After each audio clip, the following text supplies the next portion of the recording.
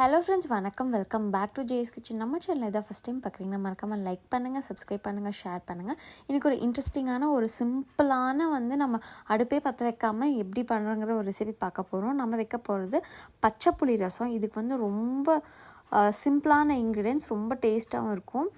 இப்போ எப்படி பண்ணுறது பார்க்கலாங்களா? 3 பல் பூண்டு நல்லா தட்டி எடுத்துக்கலாம். எந்த அளவுக்கு நீங்கள் தட்ட முடியுமோ அந்தளவுக்கு தட்டி எடுத்துக்கோங்க. அடுத்தது பார்த்திங்கன்னா ஒரு 5 வெங்காயம், சின்ன வெங்காயம் ஒரு 5 இல்லைன்னா 6 அளவுக்கு எடுத்திருக்கேன். உங்களுக்கு காரத்துக்கு தேவையான அளவு இது கொஞ்சம் காரம் வரும், அந்தளவுக்கு எடுத்துக்கோங்க.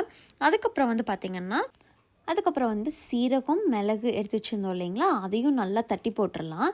இப்போ பார்த்திங்கன்னா புளி நல்லா ஒரு பெரிய லெமன் சைஸ் அளவுக்கு எடுத்திருக்கேன். எடுத்து நல்லா கரைச்சி எடுத்துக்கலாம்.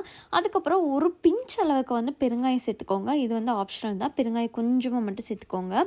இப்போ நம்ம கரைச்சி வச்சுருந்த புளியை நம்ம தட்டி எல்லாமே எடுத்து வச்சுருக்கோம் இல்லைங்களா, அதில் வடித்து சேர்த்திக்கலாம். என்ன ஏதாவது குப்பை ஏதாவது இருக்கும், அதனால் வடித்து சேர்த்திக்கலாம்.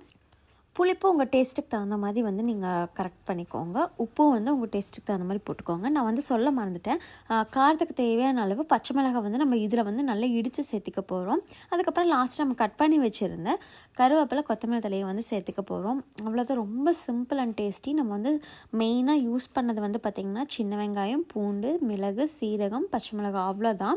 புளி தண்ணி, அவ்வளோதான். இது ரொம்ப சிம்பிள் அண்ட் டேஸ்டியாக இருக்கும். கண்டிப்பாக ட்ரை பண்ணுங்கள். தேங்க்ஸ் ஃபார் வாட்சிங்.